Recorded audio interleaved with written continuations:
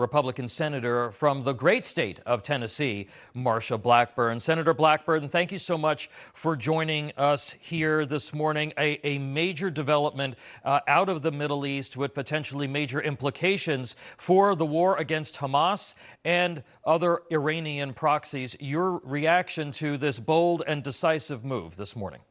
And what we know is that Israel needs the ability to defend themselves. And we also know, Tom, that Iran is the backer of all of these terrorist organizations.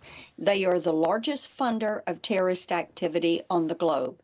Hamas, Hezbollah, the Houthis, ISIS, Iraq, ISIS, Syria, they all are being funded by Iran. Now, if the White House wants to do something about this, they could put sanctions on Iranian oil sales. That is what President Trump did. It worked. Iran was broke. Thereby, the terrorist organizations were broke.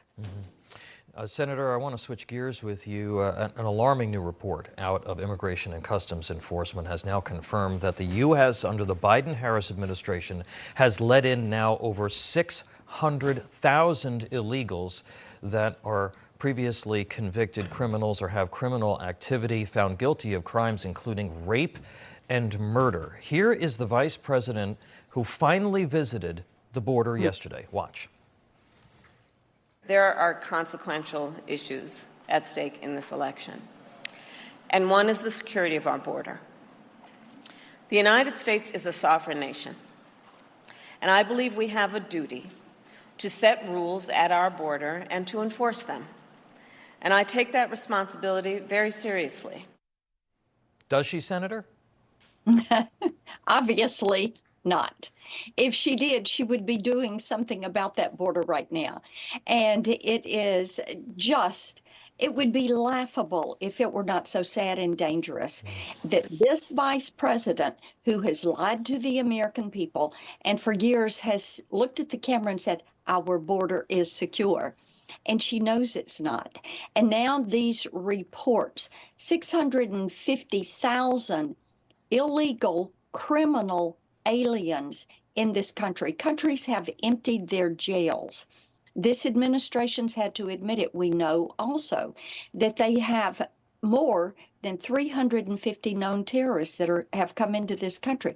What do they think these people are planning to do? You also know there are tens of thousands of Chinese nationals. They've come in the country illegally. And this administration, in order to beef up population numbers in these big blue cities and states that people are fleeing, they have that border wide open. And it is insulting to the American people that she would finally go to the border and blame everybody else but herself. It is insulting. During a campaign, you were, and let's talk about the campaign, you were with former President Trump in Warren, Michigan yesterday, drawing attention to the auto industry. You moderated the event with him. What was the message that you and the former president hope to deliver to America's auto workers? Yes, and indeed, Michigan is the great place to talk about the auto industry. They have 392,000 individuals that work directly in that auto industry.